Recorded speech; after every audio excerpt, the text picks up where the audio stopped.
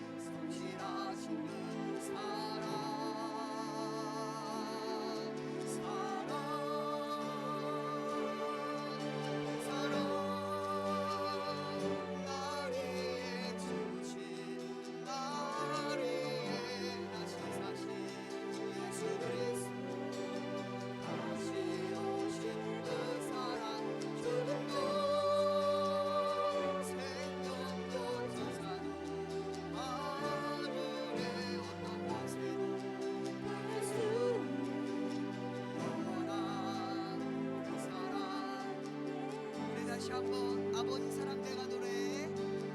아버지 사랑 내가 노래해. 아버지 은혜 노래해. 아버지 은혜 내가 노래해. 그 사랑 변함없으신 거짓없으신 성실하신 그 사랑 상할 때 깎지 않으신 흘러가는 눈물 끄지 않는 그 사랑 변함없으신 거짓없으신 성실하신 그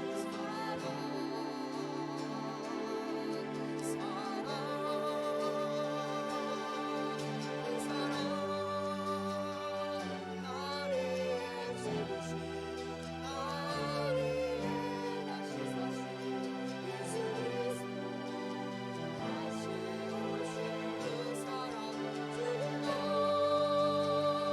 생명도 천사도 하늘의 어떤 것도 그럴 수 없는 영원한 그 사랑 예수. 아버지의 사랑은 끊을 수 없고 아버지의 사랑은 영원합니다. 아무리 세상이 흔들리고 세상이 어지러울지라도 하나님의 사랑은 영원합니다. 그 사랑을 이 시간 이 찬양을 통해서 우리의 마음의 믿음을 고백했으면 좋겠습니다.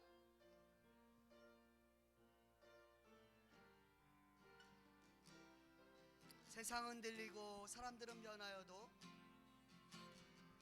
세상은 들리고 사람들은 변하여도 나는 주를 섬기리. 주님의 사랑은 영원히 변하지 않네. 나는 주를 신뢰. 우리 다시 한번 세상은 들리고 세상은 들리고 사람들은 변하여도 나는 주를 섬기리. 주님의 사랑은 영원히 변하지 않네. 나는 주를 신뢰.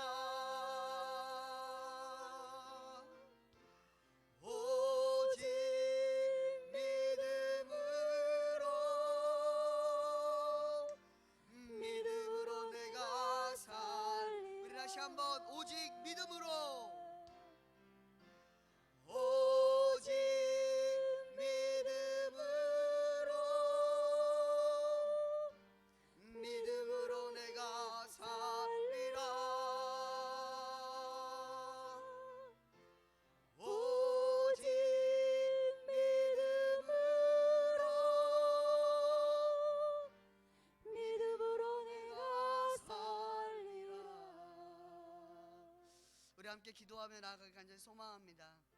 어쩌면 지금의 우리의 모습, 신앙인의 모습으로서는 이 믿음이 절실히 필요할 때가 아닌가 생각해 봅니다. 각자의 있는 자리에서 우리 하나님 앞에 기도할 때, 하나님, 우리가 서 있는 이 자리가 정말 하나님 앞에 온전히 예배를 드리며 하나님의 기쁨이 되는 시간이 될 수 있도록 인도해 달라고 함께 기도했으면 좋겠습니다. 또한 더 나아가서 오늘도 말씀을 전하시는 목사님, 하나님께서 말씀의 권능과 능력으로 붙들어 달라고 우리 시간 하나님 앞에 우리 주여 한번 부르시고 기도하겠습니다. 주여. 하나님 아버지 감사합니다.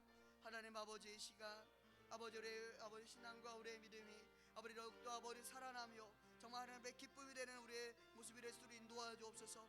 아버지 코로나19로 인해서 아버지 정말 각자의 처소에서 아버지 앞에 예배를 드리는 이 순간에 주님의 아버지 큰 은혜를 부어주시고 아버지 그래서 정말 하나님의 기쁨이 되는 귀한 아버지 자리가 될 수 있도록 인도하여 주옵소서.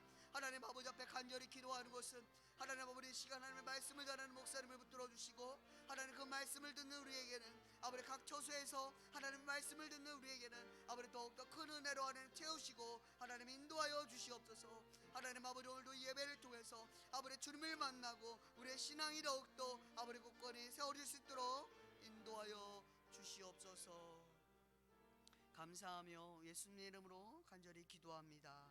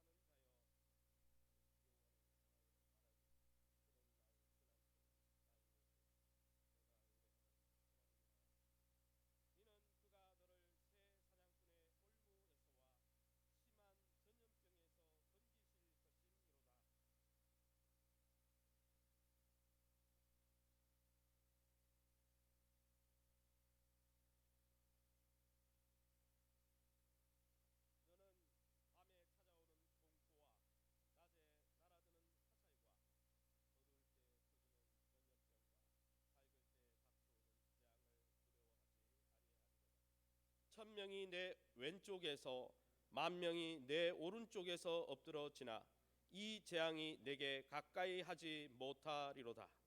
오직 너는 똑똑히 보리니 악인들의 보응을 내가 보리로다. 내가 말하기를 여호와는 나의 피난처시라 하고 지존자를 너의 거처로 삼았으므로 내게 미치지 못하며 재앙이 내 장막에 가까이 오지 못하. 그가 너를 위하여 그의 천사들을 명령하사 내 모든 길에서 너를 지키게 하심이라.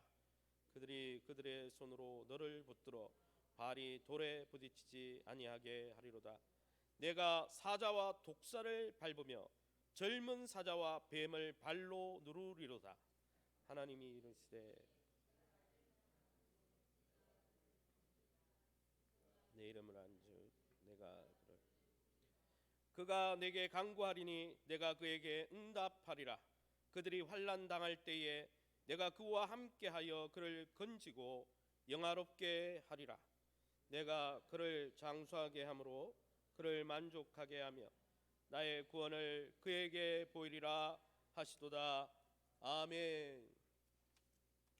예, 우리 영상으로 예배드리는 분들, 우리 한 3주간 정도 당분간 코로나 바이러스가 좀 잠잠해지면 좀 당겨질 것이고, 그렇지 않으면 한 3주간 우리가 영상으로 예배드릴 때 영상으로 예배드리지만 어디에서나 하나님께서 예배를 받으시기에 경건한 모습으로 우리 가족들과 함께 모여서 예배해 주시기 바랍니다. 오늘 옆 사람 이렇게 축복하는 마음으로 이렇게 한번 고백하겠습니다. 하나님은 우리의 안전지대가 되십니다. 하나님은 우리를 안전케 하실 것입니다. 할렐루야. 하나님 우리의 영원한 안전지대라는 제목으로 말씀을 함께 나눌 때 이 코로나 위기와 또 일상의 많은 위협 가운데서 하나님이 우리를 완전하게 지키시는 정말 하나님의 안전지대 안에 거하시기를 예수님의 이름으로 축원합니다. 사실 우리 인생은 항상 위협 속에 노출되어 있는 것 같습니다. 어떤 위기와 위협은 우리를 우리 뒤에 숨어 있다가 갑자기 덮치는 위기가 있습니다. 또 어떤 위기는 겉보기에는 참 괜찮은 것 같은데 뒤에서 음흉하고 험악한 음모와 모함 속에 우리를 빠뜨리는 위기도 있습니다. 또 어떤 위기는 우리의 눈에 보이는 위기가 있는 것 하면 어떤 위기는 아예 눈에도 보이지 않는 위기가 있습니다. 이런 인생의 위기들을 만날 때 우리는 우리 인생 가운데 낙담하며 우리의 발걸음이 더 나가지 못하도록 실족하게 되는 것이죠.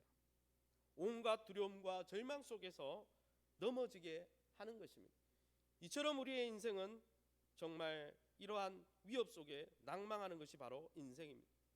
사랑하는 성도 여러분, 이런 위기 속에 낙심하고 낭망하는 우리 인생에 무엇이 소망이 되고 무엇이 기쁨이 될 수 있겠습니까?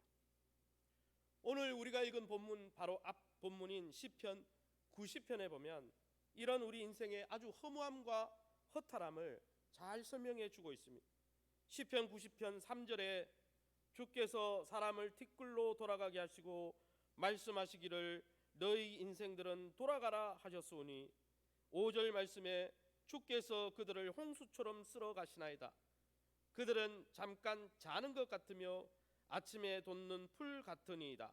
6절 말씀에 풀은 아침에 꽃이 피어 자라다가 저녁에는 시들어 마르나이다. 10절 말씀에 우리의 연수가 70이요 강건하면 80이라도 그 연수와 자랑은 수고와 슬픔뿐이요 신속히 가니 우리가 날아가나이다 라고 했습니다. 13절 말씀에 그래서 여호와여 돌아오소서 언제까지니까 주의 종들을 불쌍히 여기소서 이렇게 모세는 고백하고 있습니다. 이처럼 시편 90편에서 모세가 연약하며 죄 가운데 있고 유한한 이 인간이 영원하신 하나님을 의뢰할 수밖에 없는 아주 무기력한 존재임을 여실히 시편 90편에서 보여주고 있는 것입니다. 시편 90편에서 우리는 이처럼 인생의 어둡고 처절한 현실 앞에 직면할 수밖에 없다라는 것입니다. 그런데 참 다행인 게 있습니다. 말씀 이 시편 90편으로 성경이 끝나지 않았다는 거예요.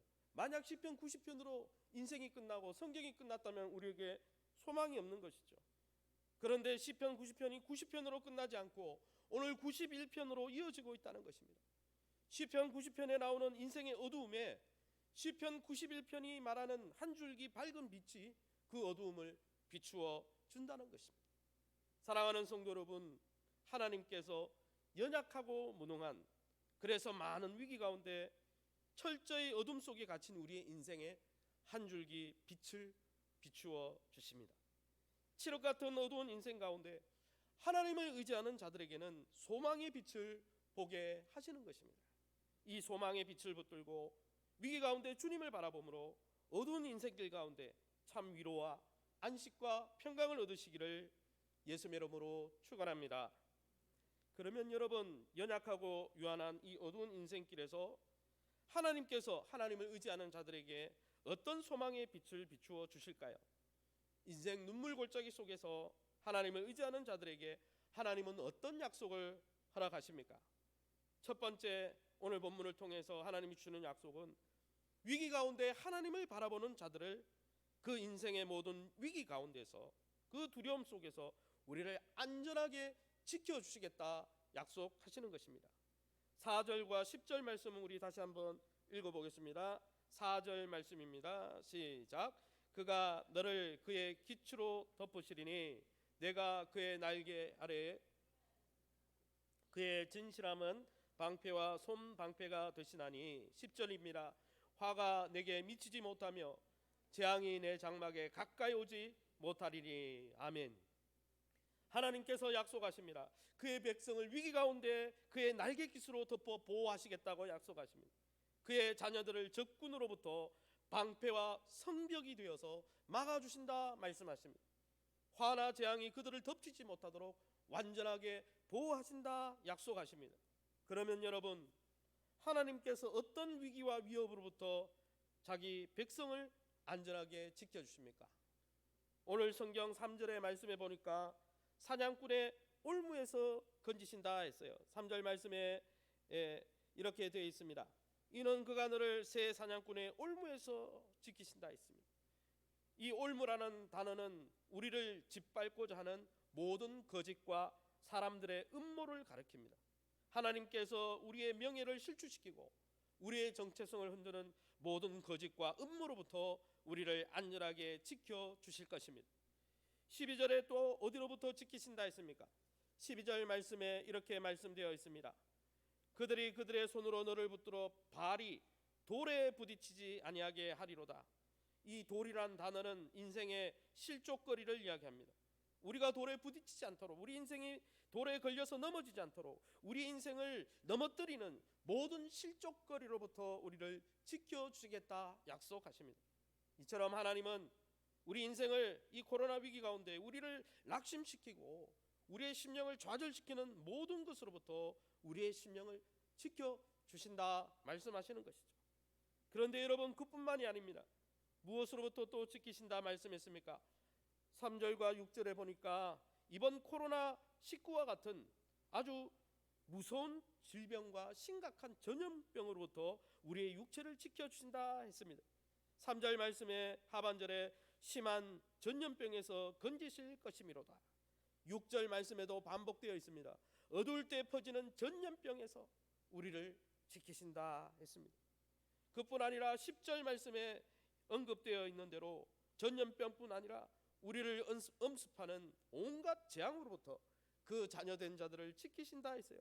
10절 말씀에 화가 내게 미치지 못하고 재앙이 내 장막에 가까이 오지 못하도록 막아주시겠다 했습니다. 하나님이 이처럼 우리의 생명과 건강을 위협하는 모든 위기로부터 안전하게 우리의 심령뿐 아니라 우리의 육체도 지켜주신다 했습니다.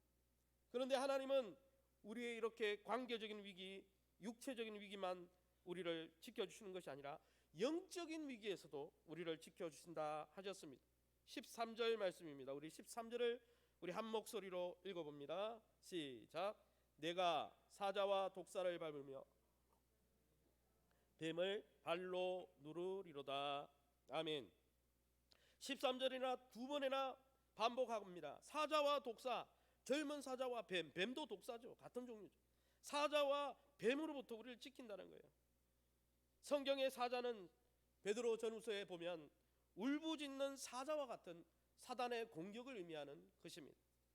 또한 사단이 울부짖는 사자와 같이 우리를 강력하게 공격할 때 그 강력한 사단의 세력으로부터 우리를 지켜주시고, 뱀과 같이 숨어 있다가 아담과 하와를 농락했던 뱀처럼 사단의 뱀 같은 아주 치명적인, 숨어 있다가 치명적으로 공격하는 사단의 공격으로부터도 우리를 지켜주신다고 약속하셨습니다.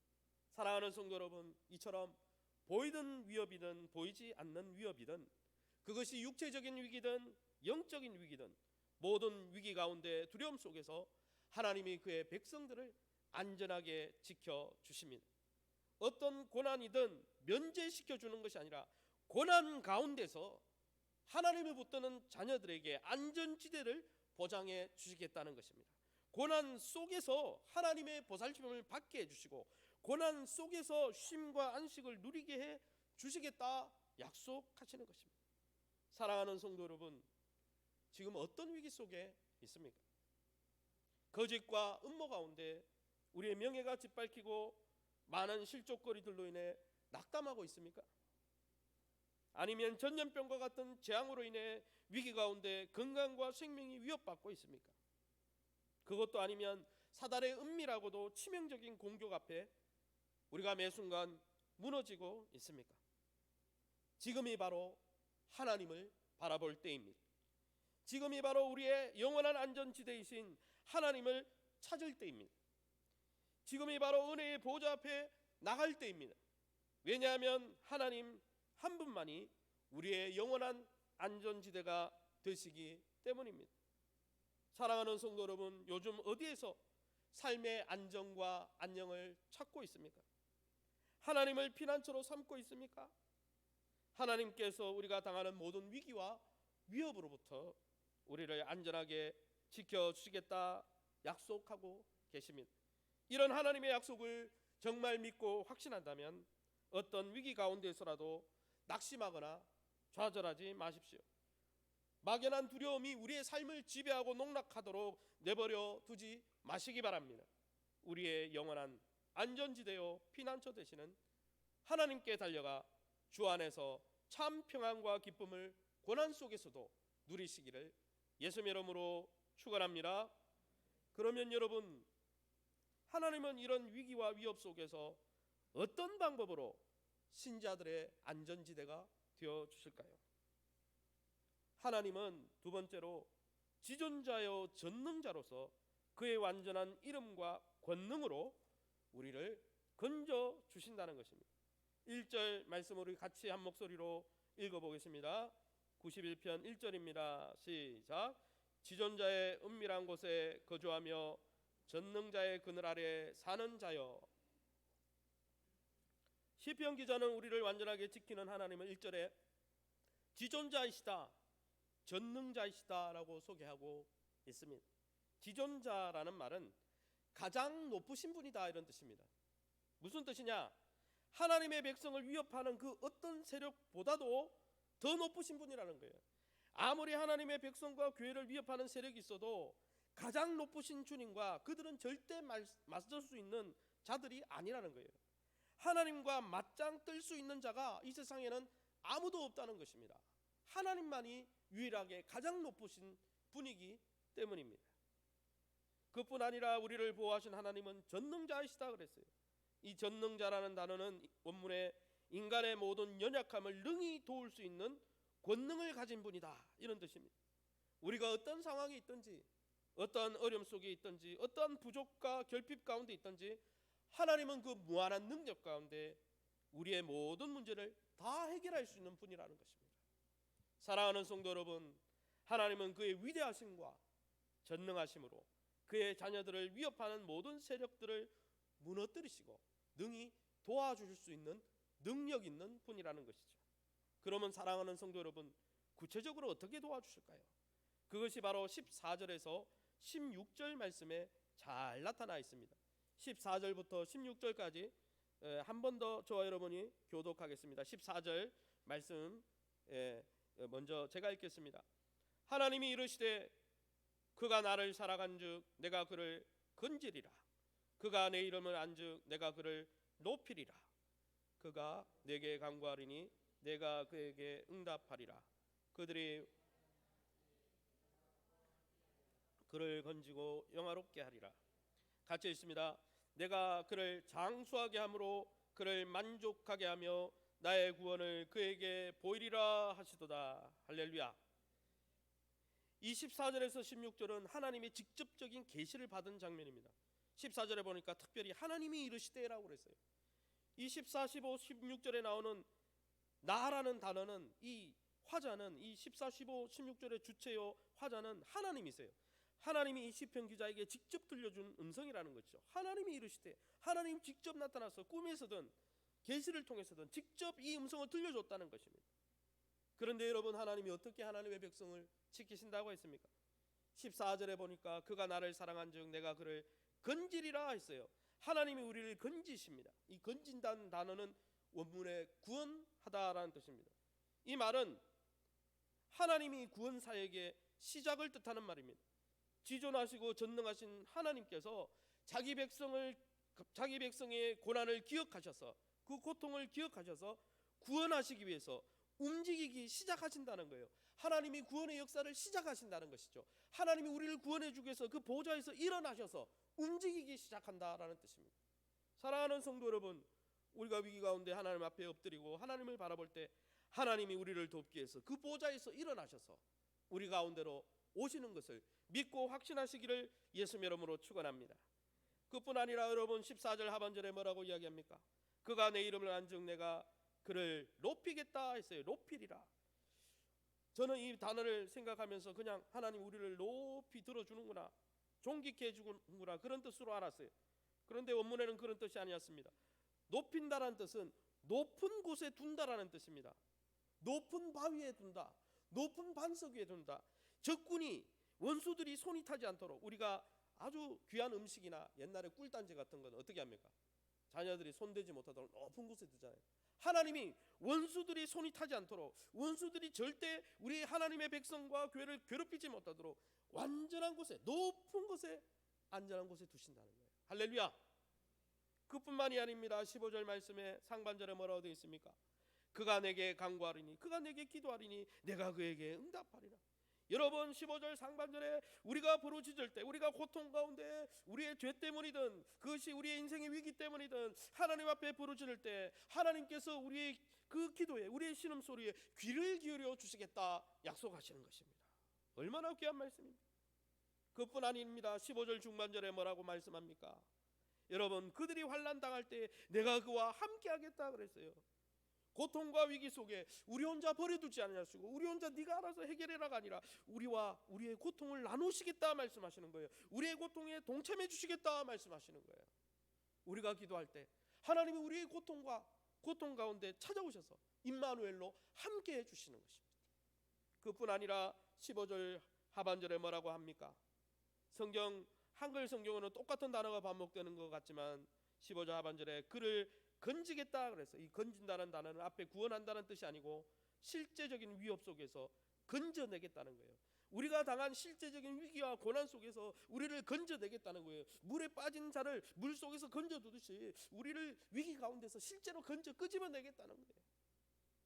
15절 하반절에 또 뭐라고 이야기합니까? 15절 하반절에 건지고 영화롭게 하리라고 그랬어요. 영화롭게 한다는 말은 뭐예요? 모함과 음모 속에서 짓밟힌 교회와 성도들의 명예와 정당성을 회복시켜 주겠다 말하는 거예요. 올무에, 새 사냥꾼의 올무가 뭐라고 했어요? 우리를 모함하고 음모 속에 우리의 명예를 짓밟고, 이 사단이 또 모든 원수들이 우리의 명예를 짓밟고 우리의 정당성을 짓밟을 때 하나님께서 그 명예와 정당성까지, 우리의 육체의 위기뿐 아니라 우리의 물질적인 위기뿐 아니라 우리의 명예까지 회복시켜 주신다는 것입니다. 그뿐 아니라 16절 상반절에 뭐라고 이야기합니까? 그를, 여러분 16절에 이렇게 말씀합니다. 내가 그를 장수하게 함으로 그를 만족하게 하리라. 만족하게 하겠다는 거예요. 이 만족이란 단어는 하나님이 주신 개인적인 비전까지 이루게 해 주시겠다는 거예요. 하나님의 뜻 가운데서 우리 개개인에게 주신 비전이 있잖아요. 하나님이 주신 비전인데 위기가 나타나고 어려움이 나타나서 포기했던 것. 요셉이 옥에 갇혔지만 그의 꿈, 하나님 주신 그 꿈을 결국은 이루게 되었던 것처럼 하나님께서 이 만족하게 하는 단어는 위기가 있어서 이제는 더 이상 미래가 없다고 낙심하고 낙담했던 우리에게 미래적 축복을 여시고 우리를 향한 하나님의 비전의 문을 여시고 그 비전이 이루어지도록 해주겠다 약속하시는 것입니다. 마지막으로 16절에 뭐라고 이야기합니까? 나의 구원을 그에게 보이리라. 처음에 14절에 건질이라는 단어도 구원이라는 원문의 구원이라는 단어고 16절에 나의 구원이라는 단어도 똑같은 단어입니다. 무슨 말이냐? 14절에 시작된 구원의 역사를, 그 구원의 기쁨을 풍성히, 구원의 시작점에는 하나님이 어떻게 역사하는지 알지 못하지만 하나님이 이 모든 과정 기도에 응답하시고 우리를 건지시고 우리를 높은 곳에 두시고 우리의 명예를, 실추됐던 명예를 회복시키시고 우리의 비전을 성취하시는 그 모든 과정을 통해 하나님의 구원이 얼마나 놀라운지 그 구원의 기쁨을 누리게 해주겠다, 이런 뜻입니다. 사랑하는 성도 여러분, 하나님은 우리의 구원의 출발점이 되시고 그 하나님의 구원을 우리가 풍성히 누릴 때까지 우리 안에서 역사해 주신다는 것이죠. 우리의 안정과 명예와 개인적인 비전까지 보호하시고 회복시키시면서 하나님이 정말 어떤 하나님인지 구원의 기쁨을 누리게 해주겠다 말씀하시는 것입니다. 저는 이 성경 기록을 묵상하면서 갑자기 떠오른 성경의 한 사건이 떠올랐습니다. 그것은 바로 유대교의 부림절이라는 이 절기의 기원이 된 에스더서에 기록된 사건입니다. 남유다와 예루살렘이 멸망당하고 유대인들이 다 포로로 끌려갔습니다. 페르시아 왕 아하수에로 시대에 정말 노예로 끌려갔던 그 사람들 중에 에스더가 왕비로 간택되는 것입니다. 여러분 잘 아시는 사건이죠. 그러나 어떻습니까? 그 정권 가운데 유대인들을 아주 유독히 싫어하는 하만이라는 악한 지도자가 나타나서 유대인들을 한날 한시에 다 몰살시키려고 하는 이 사냥꾼의 올무와 같은 아주 계략을 꾸미고 음모를 치밀하게 진행시키게 됩니다. 그 음모를 눈치챈 삼촌 모르드게가 조카인 에스더 왕비에게 이 사실을 알립니다. 그런데 여러분, 이 유대인의 몰살 위기가 어떻게 반전되고 극복됩니까? 사실 에스더 성경에는 하나님이라는 이름이 한 번도 등장하지 않습니다. 여호와, 주, 어떤 하나님의 표현도 한 번도 등장하지 않아요. 그런데 에스더서의 하나님의 이름은 한 번도 등장하지 않지만, 보이기에는 하나님이 역사하지 않지만 하나님께서 그의 백성을 기억하시는 하나님께서 하나님의 사랑으로부터 하나님의 구원의 역사가 이미 시작되는 것이죠. 에스더와 모르드게와 온 이스라엘 백성이 오늘 본문에 나오듯이 환난 가운데 내게 간구하리니 내가 그에게 응답하리라 하신 주님께서 금식을 선포하고 기도할 때 하나님께서 그 기도에 귀를 기울여 주셨어요. 그들이 고난 가운데 함께 해주셨습니다. 유대인들의 부르짖음을 들으시고 포로로 끌려간 유대인들의 부르짖음을 들으시고 에라미에게 예언했던 70년 뒤에 회복시켰다는 그 약속을 기억하시고 하나님이 그 보좌에서 일어나시는 거예요. 그 보좌에서 일어나셔서 직접 이 위기 가운데 개입하시는 거예요. 하나님의 이름은 한 번도 나오지 않지만 그 역사를 바꾸시는 거예요. 몰살 위기에서 건져내시는 거예요. 하루는 아하수의 왕이 잠이 오지 않았어요. 하나님께서 이 왕을 잠 오지 않게 만들었죠. 그래서 늦은 밤 평소에 안 하던 행동을 합니다. 역대 기록을 살펴봅니다. 이 역대 왕들의 기록을 살펴보다가 그의 마음이 움직이게 되는 사건이 등장합니다. 코너에 몰렸던 유대인 모르드게의 과거에 아주 칭찬받은 일을 그 기사에서 보게 되는 거예요. 그리고 모르드게를, 이제 곧 죽어야 될 모르드게를 존귀한 자로, 왕 다음에 높은 사람으로 높이십니다. 오늘 성경에 나오잖아요. 영화롭게 하리라.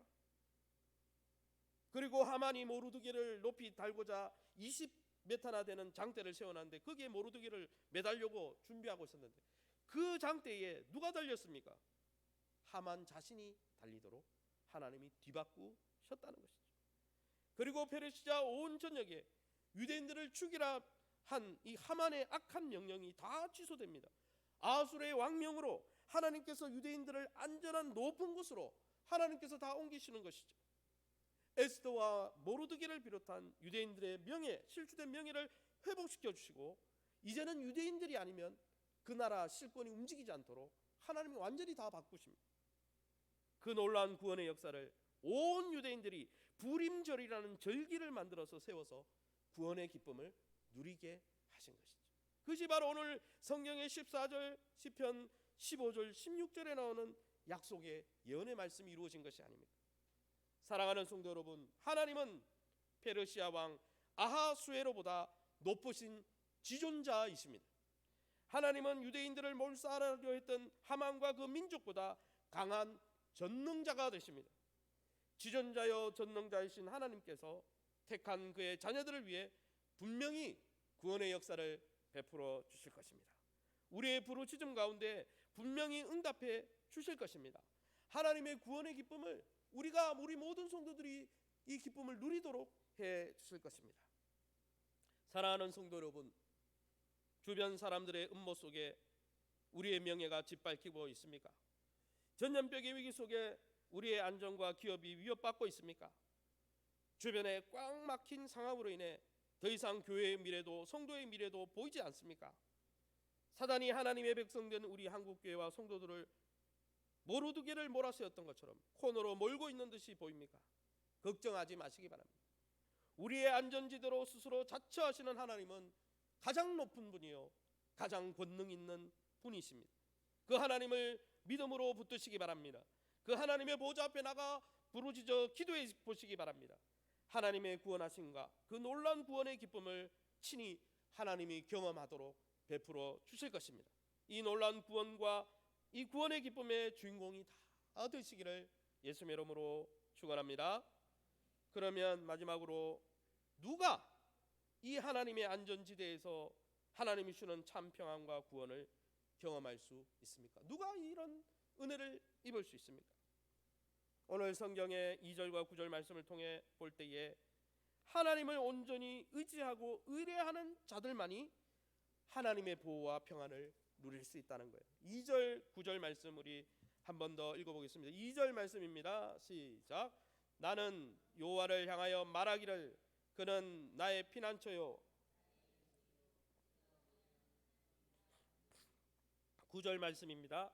내가 말하기를 여호와는 나의 피난처시라 하고 지존자를 너의 거처로 삼았으므로. 여러분 이유가 나오잖아요. 거처로 삼았기 때문에, 네가 이렇게 고백했기 때문에. 여러분 하나님은 온전히 의뢰하는 자들을 구원하신다 그랬어요. 그러면 누가 하나님을 온전히 의지하고 의뢰하는 자입니까? 여러분 오늘 성경 2절 말씀에 보니까 하나님을 의지하는 자들은 고난 가운데 하나님만을 유일한 피난처로 고백하는 자들입니다. 나는 여호와를 향하여 말하기를 하나님은 나의 피난처입니다. 하나님은 나의 요새입니다. 하나님은 내가 유일하게 의지하는 분입니다. 9절 말씀에 너희가 말하기를 여호와는 나의 피난처시라 고백하고. 사랑하는 성도 여러분, 기독교 신앙은 고백하는 신앙 종교입니다. 여러분 자기의 마음이 담긴 진정성 있는 고백이 있어야 하는 것입니다. 누가 믿고 엄마가 가라 했기 때문에, 누가 믿으라 했기 때문이 아니라 자기의 믿음의 고백이 없다면 그는 진정한 신앙인이 아니라는 거예요. 하나님은 오직 그의 이름을 진정성을 가지고 진심으로 부르는 자들에게 응답해 주신다 약속하시는 것입니다. 사랑하는 성도 여러분, 그뿐 아닙니다. 하나님을 의지하는 사람들은 진정성 있는 입술의 고백만 있는 것이 아니라 하나님을 거처로 삼는다 그랬어요. 9절 말씀에 네가 말하기를 여호와는 나의 피난처시라 하고 지존자를 너의 거처로 삼았다 그랬어요. 그리고 91편 1절 말씀도 보세요. 지존자의 은밀한 곳에 거주하며 전능자의 그늘 아래 사는 자여. 아예 하나님을 그냥 정말 사탕 발린 고백이 아니라, 위기 때만 하나님 부르는 자가 아니라 아예 하나님 품을 떠나지 않고 하나님의 품에 장막을 치고 자기 집을 거기에다 짓고 거기에 거주하는 사람이 하나님을 의지하는 사람이라. 하나님은요 자기를 잠깐 이용하는 사람과 하나님과 함께 거하며 동행하길 원하는 사람을 정확하게 구별하십니다. 사랑하는 성도 여러분, 저와 여러분의 자신의 믿음을 돌아보십시오. 하나님은 우리 자신에게, 나에게 어떤 분이십니까? 내게 하나님은 어떤 의미입니까? 그리고 우리는 하나님과 함께하길 갈망하는 자입니까? 하나님의 임재 안에 정말 거처를 정하고 거기에 장막을 정하고 그 하나님을 거처로 삼고 하나님 안에 날마다 뿌리를 받고 거하길 원하십니까? 아무리 수없이 많은 예배를 드리고 많은 모임에 참석해도, 심지어 모태신앙이라 할지라도 내 안에 진정성 있는 고백이 없다면 그것은 가짜 신앙이에요. 하나님의 임재와 은혜에 대한 갈망, 하나님만이 내 집입니다. 하나님, 나는 하나님의 날개 그늘이 내 집입니다. 이렇게 하나님의 임재에 대한 갈망이 없다면 그건 가짜 믿음이에요. 그럴싸하게 포장되었을 뿐 알맹이가 없는 것이에요. 저와 여러분은 하나님을 입술로 고백하고 하나님의 임재를 사모해서 날마다 하나님의 보좌 앞에 달려나가시기를, 그래서 하나님의 도움을 받는 복된 백성 되시기를 예수님 이름으로 축원합니다. 그뿐 아니라 여러분, 하나님을 거처로 삼고 하나님의 입술로 하나님은 내 하나님입니다 이렇게 고백하는 사람들의 특징이 뭡니까? 14절에서 16절을 보니까 그걸 조금 더 설명했어요. 한번 따라할까요? 하나님을 거처로 삼는 자는 하나님을 사랑하는 자입니다. 91편에 보세요. 14절에 하나님이 이르시되 그가 나를 사랑한즉 내가 그를 건지리라. 왜 우리를 건지십니까? 왜 누구를 건지십니까? 하나님을 사랑하는 자를 건진다. 이 사랑한다라는 원문의 뜻이 찾아보니까 그 사랑하는 대상에게 꼭 들러붙어 있으려고, 절대 떨어지지 않으려고 들러붙는 그 간절함과 사모함을 이야기하는 거예요. 수로보이니게 여인이, 또 여러분 12해 혈류증 앓던 여인, 또 베데스가의 또 바디메이와 많은 예수님을 만났던, 예수님께 은혜를 입고 치유를 입었던 백성은 어떤 백성입니까? 다윗의 자손 예수여 나를 불쌍히 여겨 주옵소서. 하나님, 나는 하나님께 들러붙고 있고 있습니다. 하나님께 들러붙어 있길 원합니다. 하나님 없으면 나는 죽은 시체입니다. 이렇게 간절함과 사모함이 있다라는 뜻이 사랑한다는 원문의 뜻입니다. 하나님은요, 하나님을 간절히 사모하고 찾는 자들에게 은혜를 베풀어 주세요. 그 사람에게 능력이 없어도 그 사람에게 은혜를 베풀어 주세요. 하나님의 임재를 갈망하는 자들에게 하나님의 구원을 베풀어 주세요. 그래서 천국은 심령이 가난한 자, 즉 하나님을 갈망하는 자들이 천국의 주인공이 된다.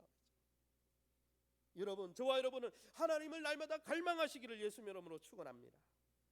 그뿐 아니라 두 번째로, 여러분, 하나님을 입술로 고백하고 하나님을 거처로 삼는 자가 어떤 사람입니까?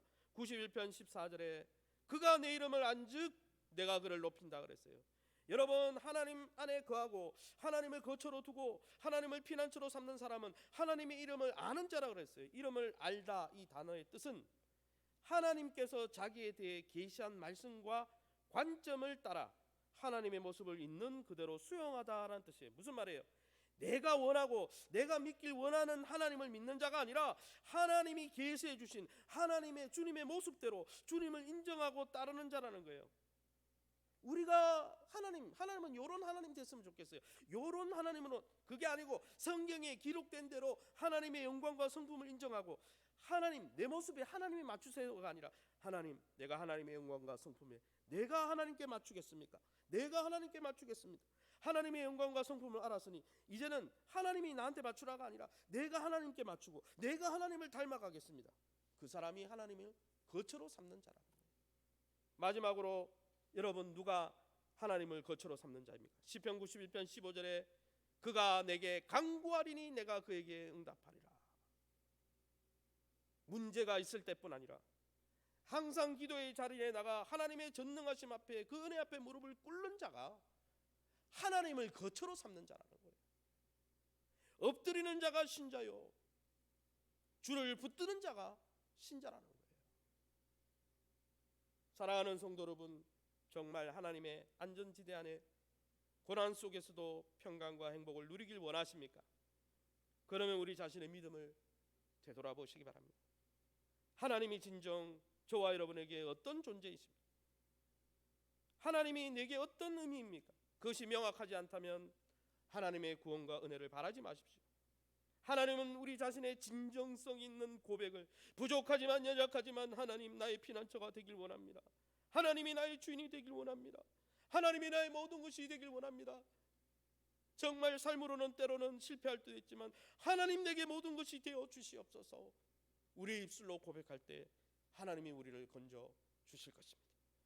또한 여러분, 우리 자신은 하나님 피난처 되신 하나님과 항상 함께하기 위해 주님의 임재를 얼마나 사모하고 있습니까? 임재를 사모하다는 게 사랑하다는 뜻이에요. 하나님이 보여주신 성품과 영광을 그대로 인정하며 얼마나 하나님을 닮아가려고 몸부림치고 있습니까? 그것이 하나님을 아는 것이라 그랬습니다. 얼마나 하나님의 보좌 앞에 나가 부르짖는 기도로 우리의 인생의 모든 문제를 의논하고 상의하고 있습니다. 그것이 하나님을 믿는 자의 특징이라 그랬습니다. 하나님은 그런 자들을 꼭 붙들어 주실 것입니다. 하나님은 사랑과 권능 아래 품어주셔서 안전한 쉼을 얻게 하실 것입니다. 아무쪼록 주님을 진심으로 부르고 그의 임재를 갈망하며 주님을 알아가는 만큼 닮아가고 날마다 주의 보좌 앞에 달려가 엎드리심으로 하나님의 완전한 보호와 구원을 날마다 맛보시는 저와 여러분 다 될 수 있기를 예수님의 이름으로 축원합니다. 이 시간에 우리가 찬양 한 장 드리고 기도하고 우리가 예배를 좀 정리하기 원합니다. 아무것도 두려워 말라. 어제 말씀을 준비하는데 참 이 찬양 유튜브에서 나오는데 너무 눈물이 나더라고요. 하나님, 우리가 왜 이렇게 되었습니까?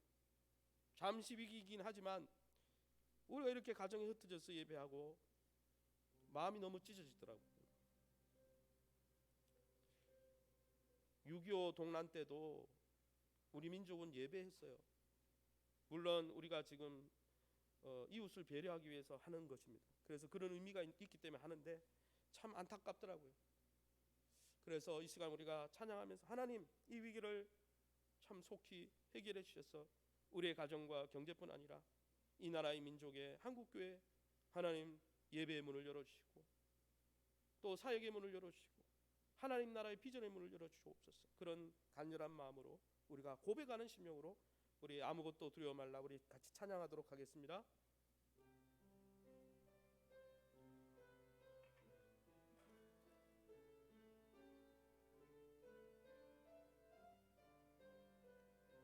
아무것도 두려워 말라. 아무것도 두려워 말라. 주 나의 하나님이 지켜주시네. 놀라지 말라. 놀라지 마라. 겁내지 마라. 겁내지 마라. 주님 나를 지켜주시네. 아무것도 두려워 말라. 아무것도 두려워 말라. 주 나의 하나님, 주 나의 하나님이 지켜주시네. 놀라지 마라. 놀라지 마라. 겁내지 마라. 겁내지 마라. 주님 나를 지켜주시네. 내 마음 힘에 겨워 지칠지라도 내 마음이 힘에 겨워 지칠지라도 주님 나를 지켜주시네. 세상의 험한 풍파 몰아칠 때도 주님 나를 지켜주시네.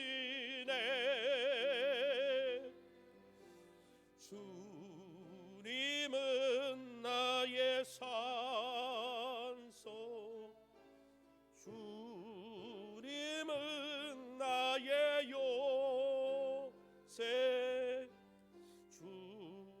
주님은 나의 소망, 나의 힘이 되신 여호와. 후렴 한 번 더 찬양합니다. 주님은 나의 산소, 주님은 나의 산소, 주님은 나의 요새, 주님은 나의 나의 대신 여호와. 하나님께서 에스더와 모르드게와 유대인들을 그 몰살 위기에서 구원해 주셨습니다. 하나님께서 이 한국교회와 우리 성도들을 정말 영적인 육적인 환경적 위기 가운데 구원해 달라고 오늘 말씀 들은 대로 하나님, 우리가 이 시간 부족하지만 우리의 입술을 열어서 주님을 피난처로 고백하며 나아갑니다. 우리 교회와 우리 성도들을 또 이 나라 이 민족을 불쌍히 여겨 달라고 합심해서 주님이 주신 감동을 따라 합심해서 주의 이름 한번 부르고 기도합니다. 주여. 하나님 아버지, 내 감사합니다. 하나님의 놀라운 은혜 가운데 이 시간 하나님 주님의 보좌 앞에 나왔습니다.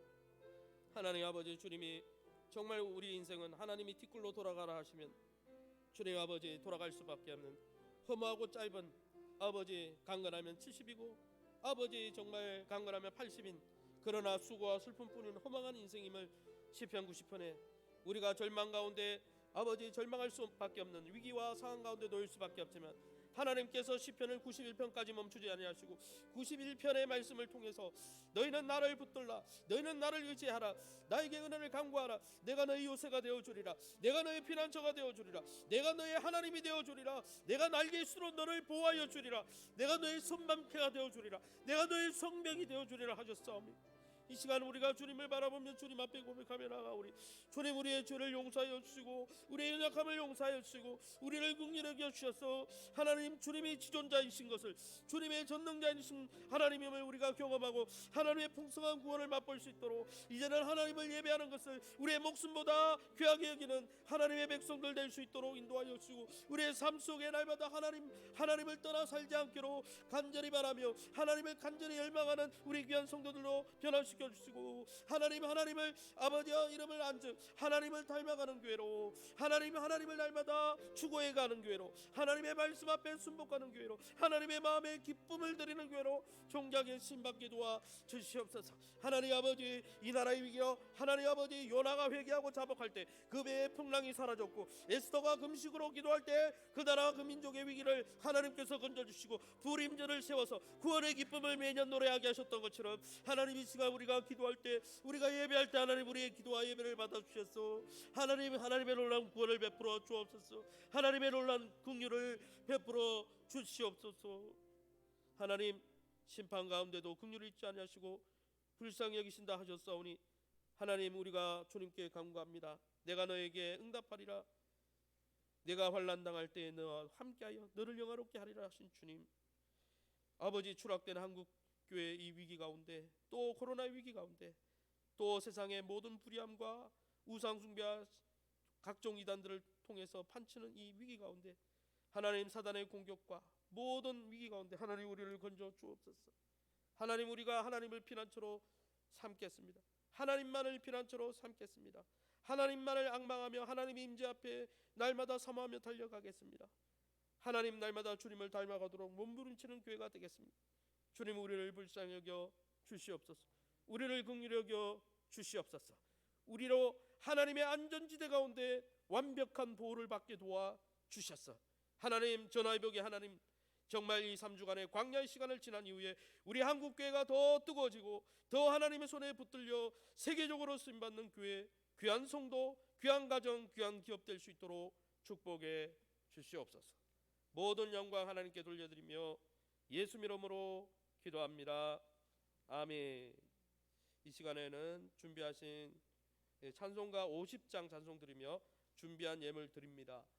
방송으로 예배 드리는 분들은 다음번에 출석하실 때 예배 헌물을 잘 모으셨다가 출석하실 때 교회 앞에 내시면 되겠습니다. 찬송가 50장 찬송 드리면서 예물 드리겠습니다.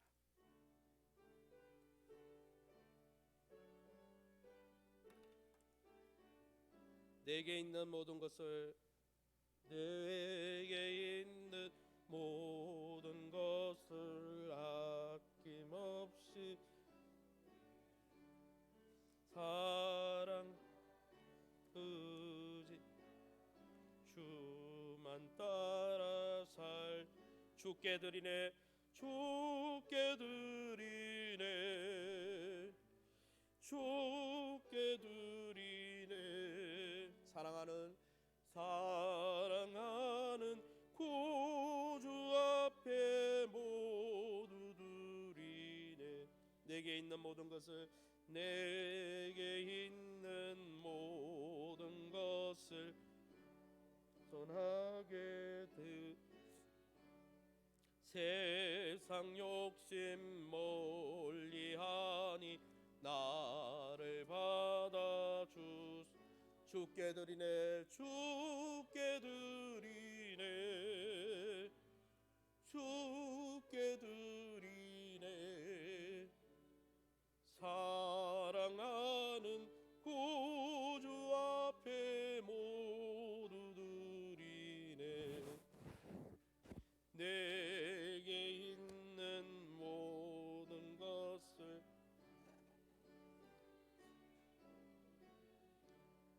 주의 성령 충만하게 내게 내려 주소서.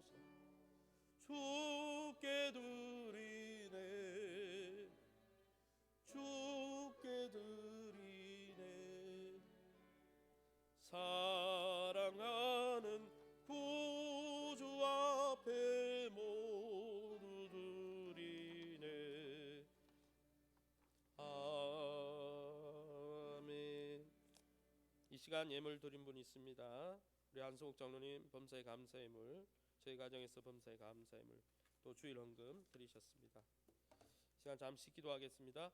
하나님 아버지, 네 감사합니다. 하나님께서 우리를 실어버리지 아니하시고, 너는 돈을 사랑하지 말고 세상 사랑하지 말고 세상의 권력을 사랑하지 말고 나를 사랑하라. 내가 너를 돕는 자가 되어주리라. 내가 너의 산도움이 되어주리라. 주님 약속해 주시니 감사합니다. 이 시간도 우리의 영원한 안전지대요 도움 되시는 주님 앞에 머리를 조아리고 예배합니다. 우리 예배를 주의 성령 가운데, 주의 보혈 가운데 흠량하여 주시고 우리로 성령으로 충만케 하셔서 하나님의 인도를 따라 이번 한 주간 또 하나님 승리할 수 있도록 축복해 주옵소서. 오늘도 범사에 감사를 드리고 주일 예물을 드리고 각 가정의 처소에서 하나님께 예물을 드리는 귀한 성도들을 하나님이 축복하시고 하나님을 향한 사랑이 식지 아니하고 더 뜨거워지게 도와주시고 하나님을 악마하고 갈망하며 주님의 보좌 앞에 엎드려 가정 제단을 쌓을 때 그 제단을 아브라함 제단같이, 이삭의 제단과 같이, 야곱의 제단같이 축복해 주셔서 복의 통로, 복의 근원들이 다 될 수 있도록 인도해 주시옵소서. 모든 영광 하나님께 돌려드리며 예수 이름으로 기도합니다. 아멘. 네, 오늘 교회 주보를 참조하시면 제가 광고를 드리도록 하겠습니다. 카톡창에 주보가 다 올라가 있으니까 참조하시기 바랍니다. 교회 소식 2번만 알려드리겠습니다. 당분간입니다. 3주라고 이야기했지만은 3주보다 짧아질 수도 있습니다. 하나님이 은혜를 베풀어 주시며 1주만이라도 예배를 다시 드릴 수 있습니다. 기도해 주시기 바랍니다. 당분간 3월 20일까지 모든 학교들이 20일까지 이제 개학을 연기했기 때문에 또 어린이집도 그렇고 다 그런 기관들이 그렇기 때문에 우리가 20일까지 임의로 정해놨습니다. 그렇게 하시면 되겠고, 주일 오전 11시에 단정한 차림으로 누워서 갑자기 잠옷 차림을 이렇게 하지 마시고 주일 오전 11시에 가정에서 예배하는 겁니다. 장소만 바뀌었을 뿐이에요. 하나님이 찾아오시는 거예요. 단정한 차림으로 각 처소에서 우리 가족끼리 모여서 인도해 주시기 바랍니다.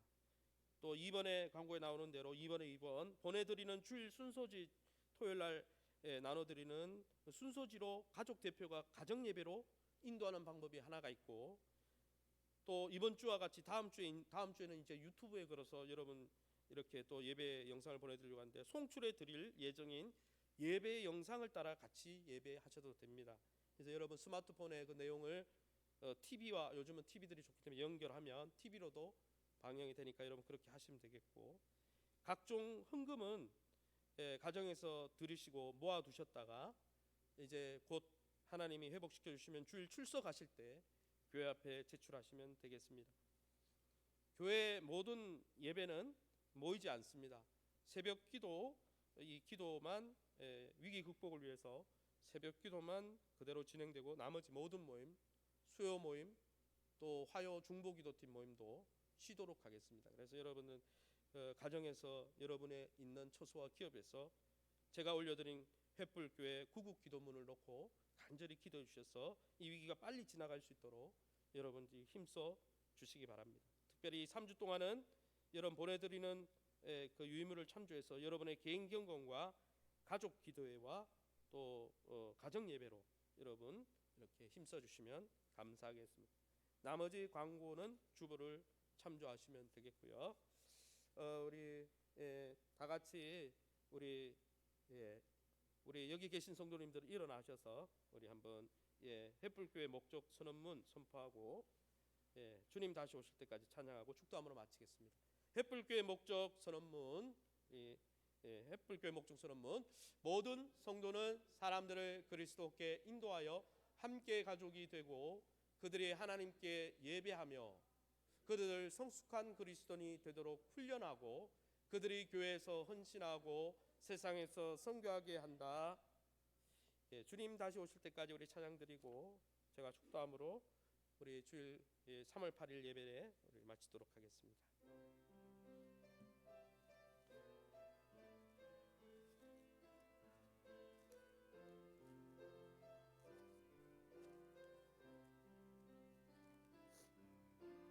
주님 다시